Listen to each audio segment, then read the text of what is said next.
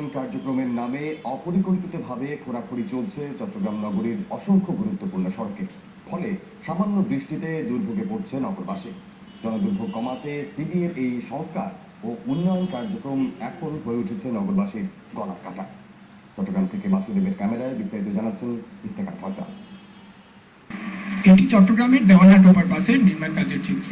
গত 25 এপ্রিল দুটি সড়ক বন্ধ করে ওভারপাস নির্মাণের কাজ শুরু করে সিডিএ।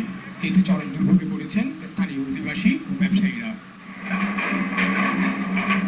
নগরীর কদমতলী ফ্লাইওভারের নির্মাণ কাজের দীর্ঘসূত্রিতার কারণে একই অবস্থা পুরাতন রেল স্টেশন থেকে ধুইয়ালাপাড়া পর্যন্ত বেশ কয়েকটি সড়কেরও। ফ্লাইওভারের কারণে দীর্ঘদিন যাবৎ আমাদের এই সমস্যা। এখানে নালা কাজ করার পরে এই পর্যন্ত আমাদের কোনো সম্পূর্ণ কাজ করা হয় নাই। ওইখানে প্রতি মোড়ে রাস্তা ভাঙ্গা, মেন রোডে জিওগলিতে ভাঙ্গা, তাই সমস্যা হয়।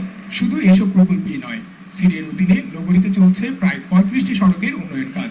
ভারী বৃষ্টিপাত শুরু হলে দুর্ভোগ আরো কয়েক গুণ বাড়বে বলে আশঙ্কা নগরবাসীর। ব্যবসা প্রায় বন্ধ হওয়ার পথে না, দেখতেছেন তো দোকানপাট বন্ধ, আমাদেরটা বন্ধ করার পথেই। এই রাস্তাটা যদি দীর্ঘগতিতে কাজটা না করে তাহলে মানুষের যতই সামনে আসতে বৃষ্টির সিজন, মানুষের আরো কষ্ট বাড়ে যাবে। উন্নয়ন কর্মকাণ্ড ও সংস্কার কাজের খোঁড়াখুড়িতে নগর জুড়ে দীর্ঘ যানজট সৃষ্টি হচ্ছে বলেও অভিযোগ পুলিশ কর্মকর্তাদের। আপনি স্টেশন রোডে দেখেন, দুই দিকে রাস্তা কেটে গর্ত করে মাঝখান দিয়ে ফ্লাইওভারের জন্য প্রায় রাস্তার অর্ধেকের বেশি জায়গা দখল করে নিয়ে গেছে। তো এখানে আমার ট্রাফিক পুলিশ কি করবে? সিডিএ কর্তৃপক্ষ বলছে নির্দিষ্ট মেয়াদ শেষ হওয়ার আগে নির্মাণ প্রক্রিয়া বন্ধ করা সম্ভব নয়। তবে ভারী বৃষ্টিপাত শুরু হওয়ার আগেই সবগুলো সড়কের সংস্কার কাজ শেষ করার চেষ্টা চলছে।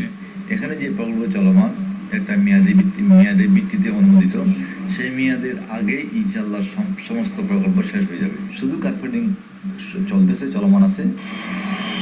Iftekhar Faisal, GTV news, Chittagong.